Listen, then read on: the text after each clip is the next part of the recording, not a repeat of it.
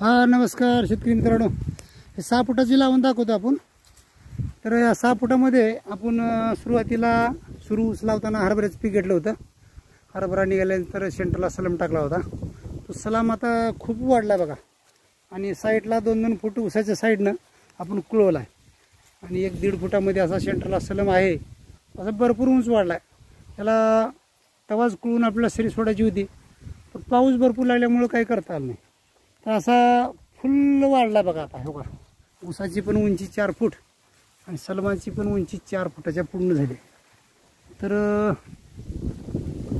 आता याला थोडं रान हाडकलं वाढलं की दोन्ही साईडनं सऱ्या सोडून ह्याला कापून त्याच्यामध्ये टाकायचं आहे, आणि अजून नंतर उडीद पण आपल्याला आतमध्ये विस्कुटून टाकून फक्त याच्यानंतर ह्याला 1-2 ते 3 वेळा आपला त्रिसूत्रीचा वापर करायचा आहे बरं का. त्रिसूत्रीचे म्हणजे जीवजंतूला आमंत्रित करण्यासाठी आपल्याला त्रिसूत्रीचा वापर करायचा.